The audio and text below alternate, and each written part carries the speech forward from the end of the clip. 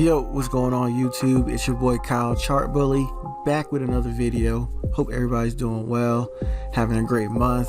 I know it's been a minute. I'm sorry, I've been on YouTube vacation. I don't consider myself a YouTuber. I need to change that. I just like to trade, but you know, I know some people get a lot of value from the video, so I'm gonna do better. I was trying to do like every day last year. I think I burnt out, so I'm gonna change it to like 2 or 3 videos a week, and we're gonna see how that works. Okay, so I still been trading. I did end the analysis group a few months ago, just because most of the people who were in the group were just supporting from the FX Mindshift group, and the owner Jeff, he does analysis like every night, so I didn't really see the point anymore. But when I did, honestly, it felt good. I got a lot of emails and a lot of DMs like, "Oh man, yo, why'd you kill it? I liked it." So that felt really good. So I did start it back up. Link is in the description. It's not gonna go anywhere. I'm gonna keep it up. So, you know, check that out. I'll put it in the video as well. So if you want to support, it's free. Just analysis, mostly gold and EU. And you can use it with what I'm teaching you now in the video and apply it, and you're gonna do great. All right, so let's get into the video.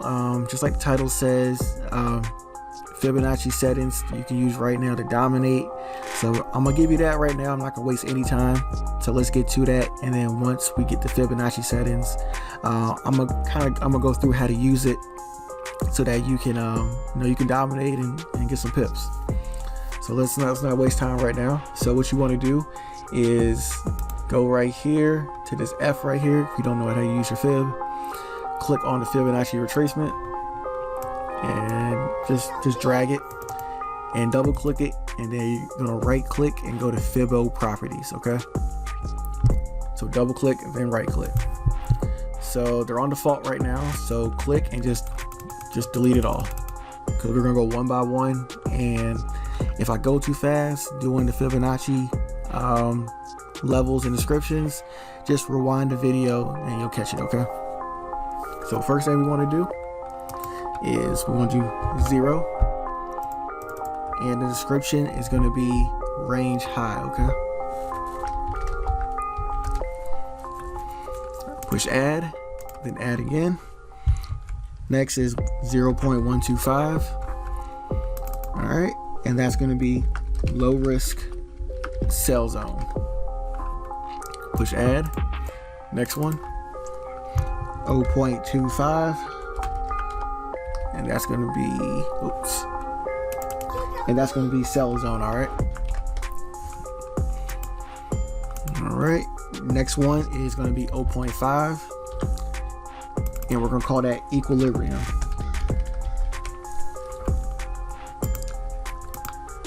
All right, we got 3 more, so 0.75, 0.75, and that's going to be our buy zone, guys. Okay,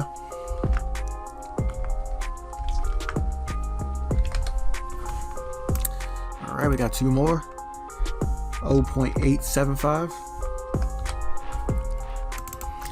that's going to be our low risk buy zone.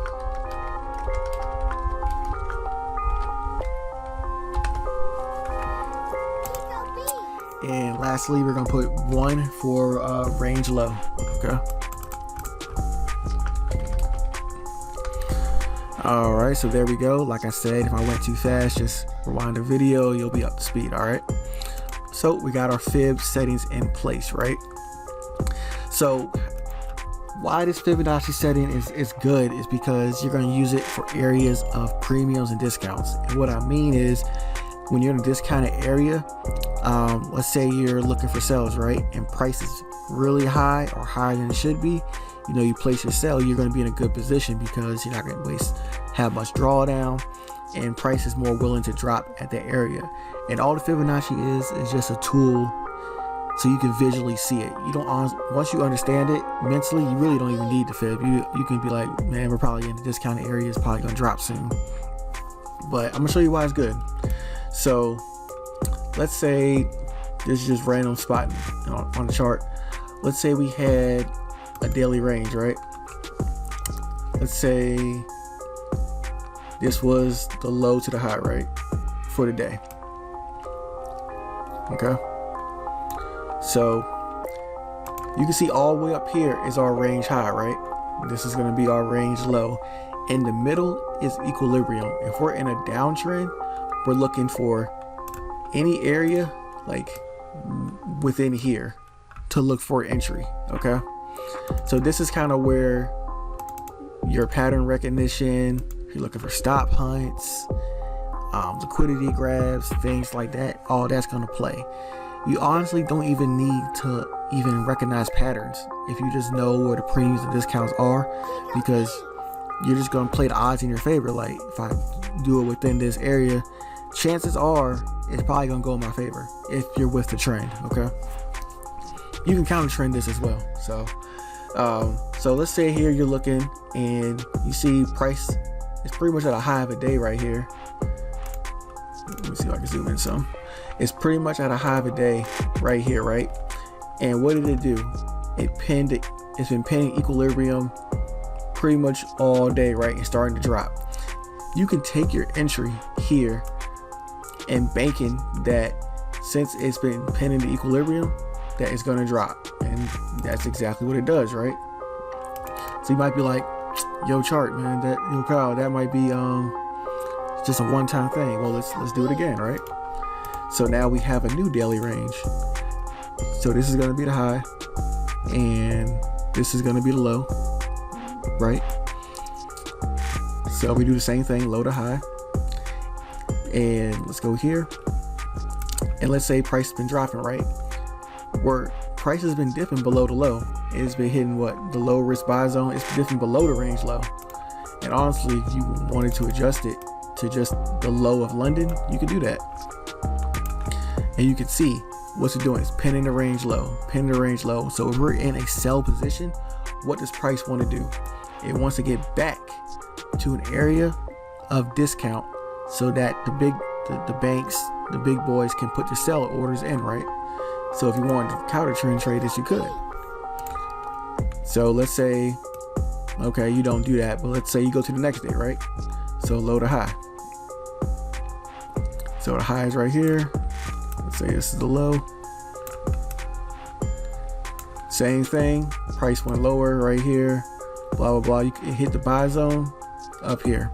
So you have to recognize where you are in a daily range, and if you're looking for counter trends or trends, and this is just something you have to do your analysis on before you get on the charts. You can't just wake up and throw the fib on. You need to be doing this beforehand, okay? So anyways, let's move on. So let's say this is the low and our new range is here, right? So this is perfect. So price broke out the Asia box, right? And we're in London, going to New York. And what is price doing? Pinning the range high and the sell zone. And also you got to think, this is following market structure as well. So it's been dropping, lower highs, things like that. So all the market structure, the fib, everything like that plays together in one accord. So same thing. Even if you don't see a pattern here, right? You can see the pins.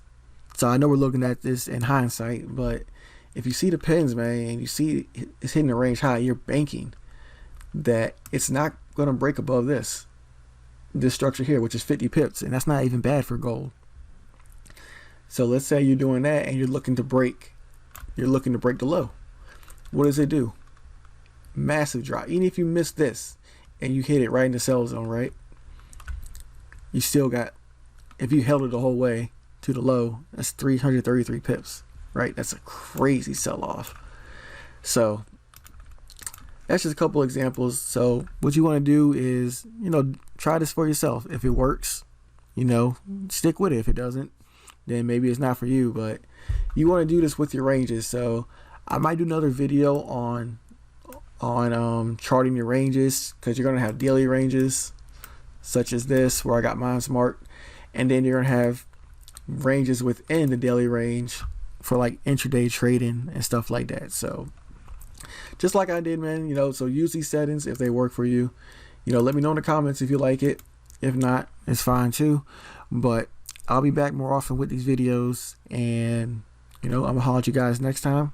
Take care. I'm out. Peace.